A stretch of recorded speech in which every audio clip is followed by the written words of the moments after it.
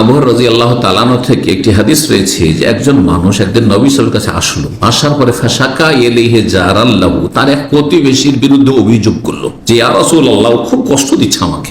নবী সাল্লাল্লাহু আলাইহি ওয়াসাল্লাম বললেন তিনবার করে ইসবির, ধৈর্য ধারণ কর, ইসবির, আবার আসছে, ইয়া রাসূলুল্লাহ কষ্ট দিচ্ছে, কত সবর করব, কত ধৈর্য ধারণ করব। চতুর্থবার বা পঞ্চমবারে বা তৃতীয়বার, চতুর্থবারে বা তৃতীয়বারে রাসূলুল্লাহ সাল্লাল্লাহু আলাইহি ওয়াসাল্লাম যখন তিনবার বলার বলছে ইয়া রাসূল আর বরদাস্ত করতে পারছি না, কত বরদাস্ত করবো, সবর তো করছি কিন্তু কষ্ট দিতেই আছে, কষ্ট দিতেই আছে, একের পর এক বিভিন্ন কষ্ট দিতে আছে। নবী সাল্লাল্লাহু আলাইহি ওয়াসাল্লাম একটি কাজ শিখিয়ে দিলেন তাকে, টেকনিক। কি শুনেছেন কোনদিন এই কথা?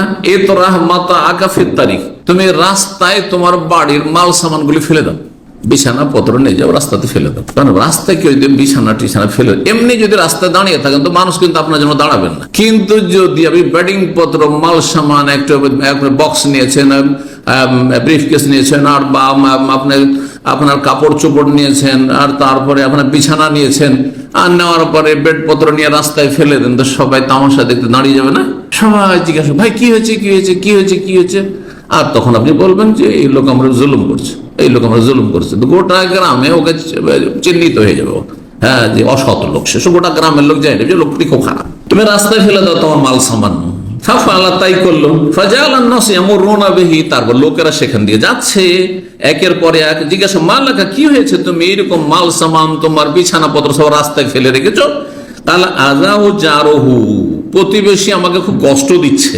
ফাজালু ইয়াকুলুনা, সবাই তখন বদদুয়া দিচ্ছে ওই জালেম প্রতিবেশীকে, লানাহুল্লাহ, আল্লাহর লানত হোক, আল্লাহর অভিশাপ। যেমন আমি বললাম, যারা গায়ে পড়ে যারা ঝগড়া করতে আসছে, নাই ঝামেলা বাজেটা আসে, আল্লাহ ওদের বরবাদ করুক, বললাম না, এটাই তো লানত, এটাই তো অভিশাপ। জি, তো ফাজারহু, গোটা গ্রামে তো বাস, হ্যাঁ, ও হয়ে গেল, চিহ্নিত হয়ে গেল, সব জেনে নিল, আর সবাই বদদুয়া দিচ্ছে, আর কি বরদাস্ত করে, ওর ছটপটি শুরু হয়ে গেছে।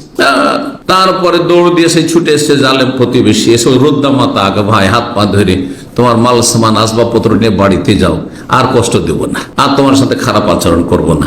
লা ওয়াল্লাহি লা উযিকা আবাদা, আল্লাহর কসম করে বলছে আজ জীবনে ভাই তোমাকে কষ্ট দেব না, জীবনে তোমাকে কষ্ট দেব না। আবু দাউদের হাদিস, সুনান আবু দাউদে রয়েছে। আল্লামা আলবানী সহিহুত তারগীব হাদিসটিকে হাসান বলেছে, 2559 নম্বর হাদিস।